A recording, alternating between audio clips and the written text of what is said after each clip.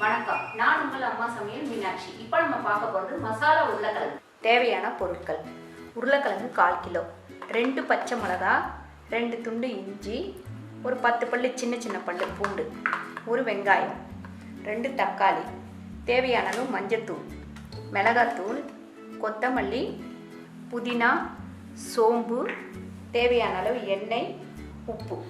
First இந்த மசாலா உருளைக்கிழங்குக்கு நம்ம அரைச்சி எடுத்துக்கலாம். சோம்பு 2 ஸ்பூன், சின்ன ஸ்பூனில் தான் போட்டிருக்கேன். 2 பச்சை மிளகா, இஞ்சி 2 துண்டு, இந்த பூண்டு பாருங்கள் சின்ன சின்ன பல்லாக இருக்குது, அதையும் இதில் போட்டுறோம். கொஞ்சோண்டு கொத்தமல்லி, கொஞ்சம் புதினா,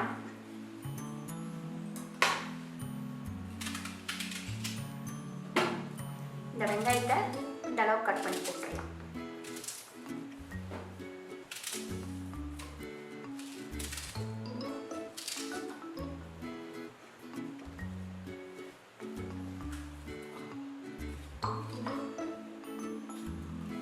ஒரு பெரிய வெங்காயம் தான் போட்டிருக்கேன்.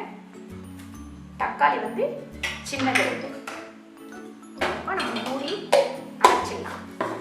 இதை பாருங்க, இந்த அளவுக்கு அரைச்சா போதும். ரொம்ப நைஸாக அரைக்கக்கூடாது. இந்த மாதிரி கொருன்னு அரைச்சிக்கோங்க. இப்போ நம்ம அடுப்பத்தை வச்சு கடாயை வச்சு காயட்டும்.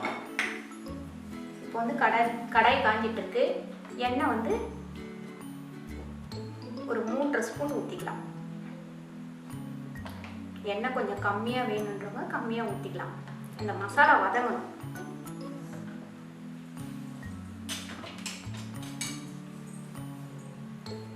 இப்போ நம்ம இதில் கடுகு எதுவுமே போட போகிறதில்ல.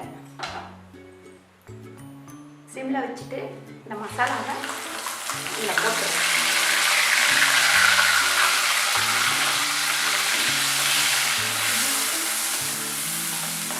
இப்போ ஐயில் வச்சுக்கலாம்.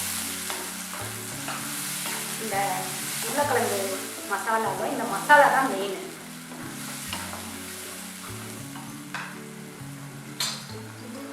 நம்ம கொஞ்சோண்டு மஞ்சள்தூள் ஒரு 1/4 டீஸ்பூன் தான் போட்டிருக்கேன்.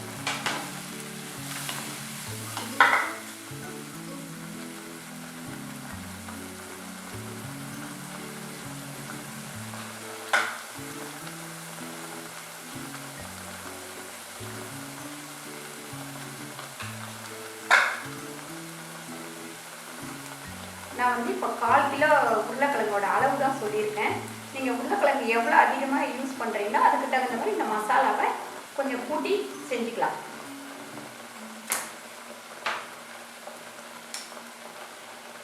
ஏற்கனவே பச்சை மிளகா போட்டிருக்கோம், அதனால் காரம் பார்த்து போட்டுக்கோங்க. வெறும் மிளகாத்தூள்,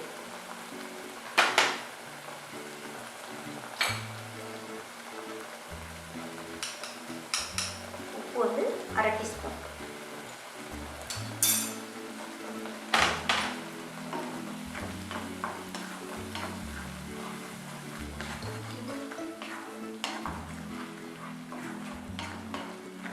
இது நல்லா வதக்கிட்டே இருக்கணும். ஏன்னா பச்சை வாடை ஃபுல்லாக போயிடணும்.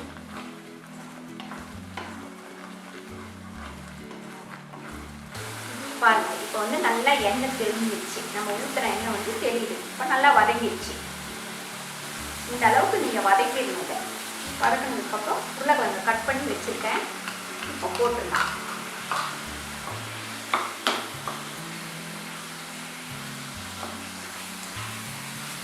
யாராவது உங்கள் வீட்டுக்கு கெஸ்ட்டு வந்தால் இப்படி வித்தியாசமாக ஒரு உருளைக்கிழங்கு செஞ்சு கொடுங்க. ஒரு விருந்து வைக்கிறீங்க அப்படின்னாக்கா இப்படி வித்தியாசமாக செஞ்சிங்கன்னா நல்லாயிருக்கும். சாம்பார் அதுக்கெல்லாம் இந்த உருளைக்கிழங்கு தொட்டுக்க ரொம்ப நல்லாயிருக்கும்.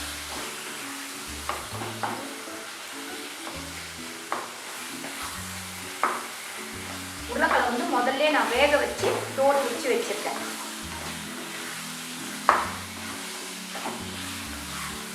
இதை நீங்கள் சப்பாத்திக்கு கூட தொட்டுக்கலாம். ரொம்ப நல்லாயிருக்கும்.